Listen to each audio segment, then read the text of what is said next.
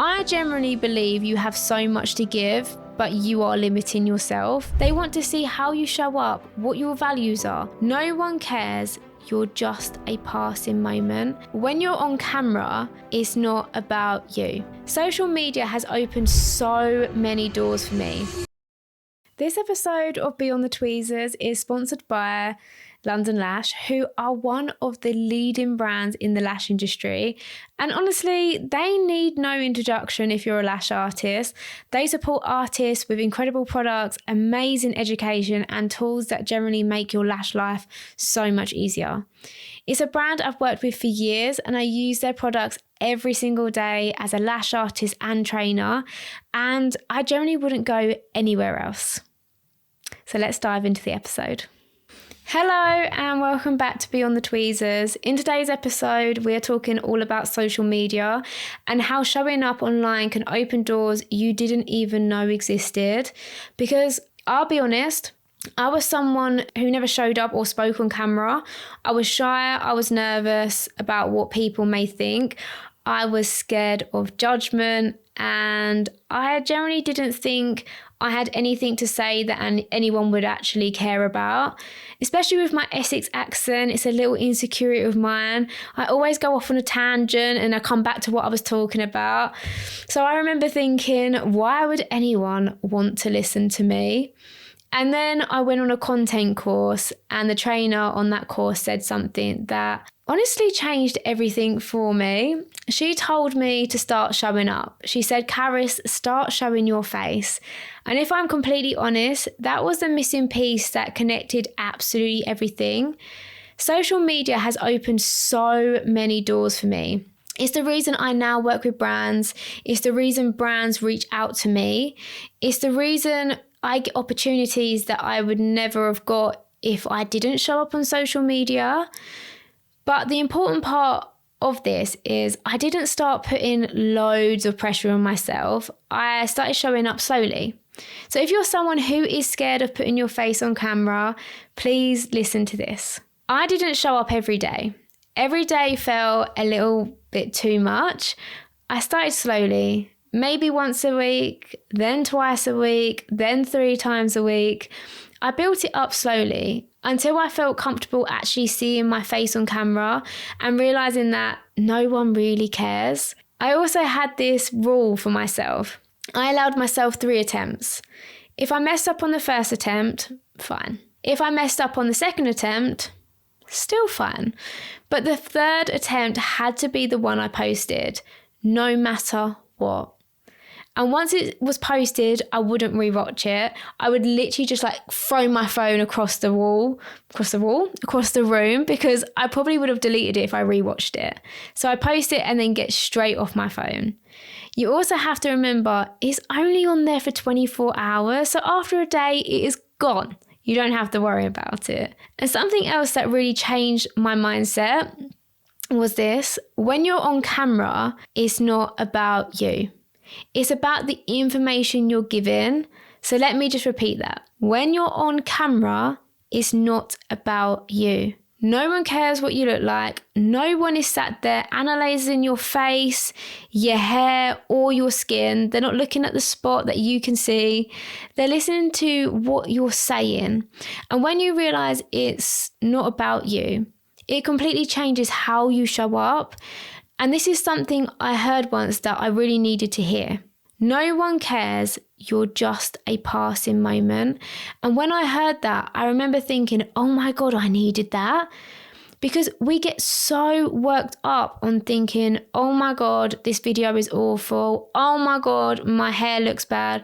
Oh my God, look at my skin. You know, the list is endless. But the truth is, no one cares. You're just a passing moment on someone's screen and then they move on.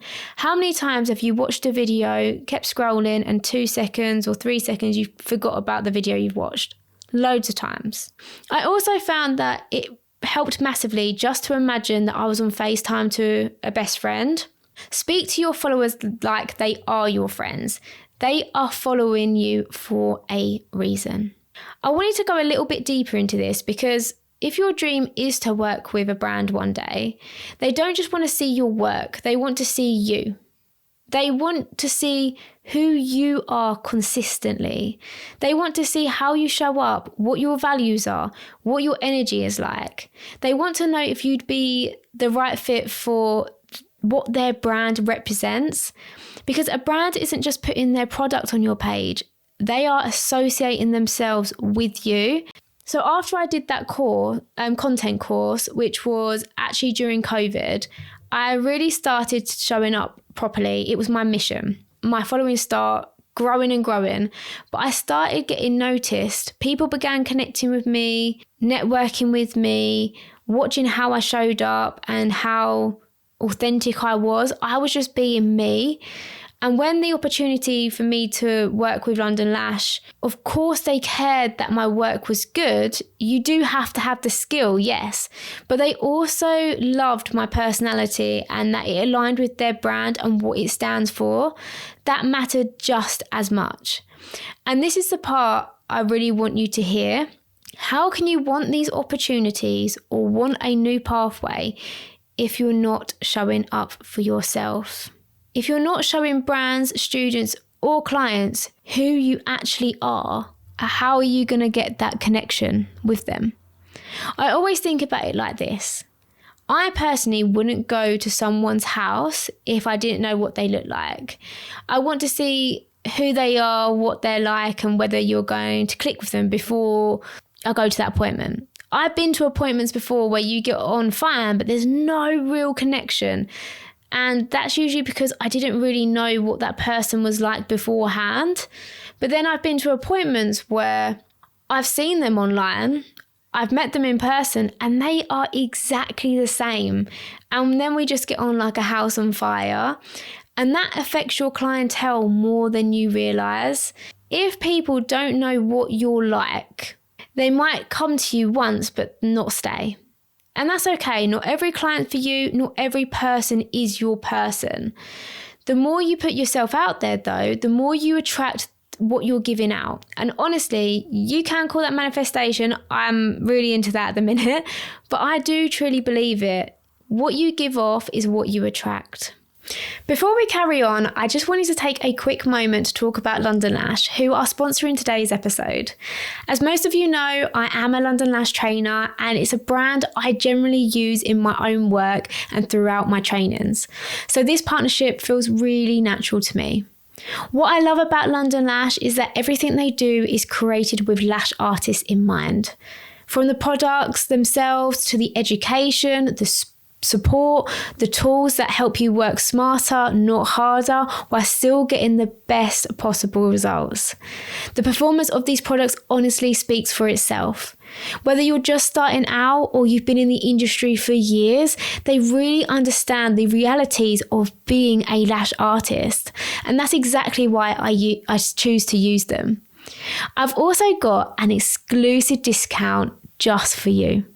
You can get 20% off your next order with the code CARIS20. Terms and conditions apply. What I'll do is I'll leave all the links in the episode description if you want to have a look. And as always, a huge thank you to London Lash for supporting the podcast and of course the industry. Now back to the episode.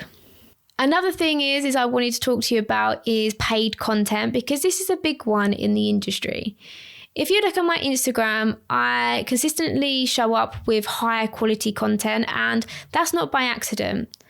I really focus on that to boost my engagement and visibility, and now I create content for brands and get paid for it. And if it wasn't for showing up online, do you honestly think these brands would be paying me?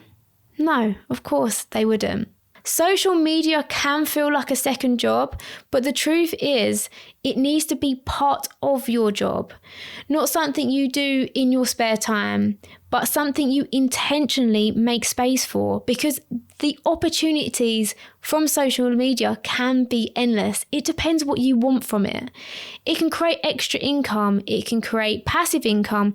It can open doors without you having to even be behind the chair. Another thing is I really want to talk about as well is Instagram is your portfolio. When someone clicks on your page, whether that's a brand, a potential client, or a student, you want them to feel drawn in straight away.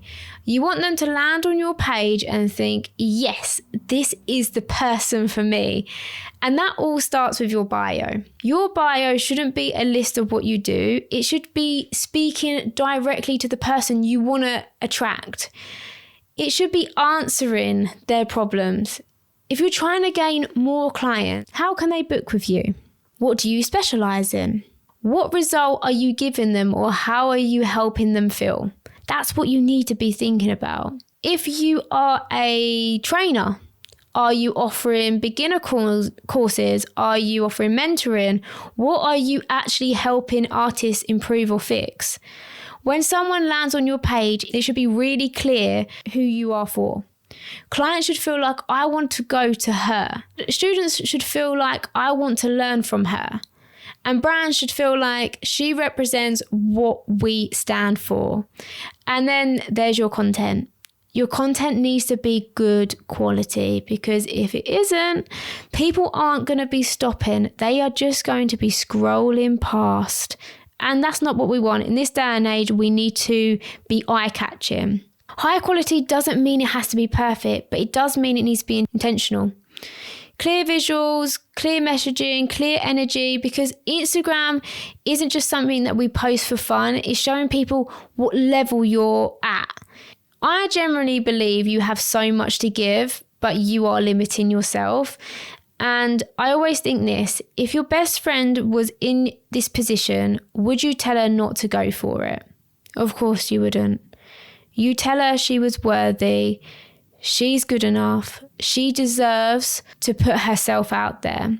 And I think we need to start being our own best friend, because social media has the power to take you behind the desk, behind the chair, and into a completely different future.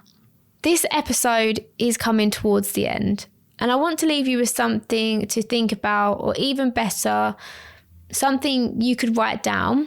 I want you to ask yourself a few things. Number one, what is your goal with social media? Not what you think it should be, but what you actually want. Number two, who are you trying to attract? Clients, students, brands? And number three, what are you most fearful of? Is it judgment? Is it being seen? Feeling like you're not good enough? And then ask yourself this, how could you attract more of these people? What type of content could you create that would speak directly to them? Write it all down and be completely honest with yourself, because seeing it on paper helps you create a plan of action. You need to know your why, because that's what will keep you showing up even when it feels slightly uncomfortable. How many times have you scrolled through Instagram stories or reels, laughed at something, and then completely forgotten about it 2 minutes later? That's exactly what's happening. No one is judging you. You are just a passing moment. And remember, you're not showing up to impress. You're showing up for your business. You're showing up for the future you want. So I look forward to seeing you in my DMs, and I hope you enjoyed this episode. If you can, please do me a huge favour and click that follow, subscribe, or whatever button is in front of you to never miss an episode. See you next week.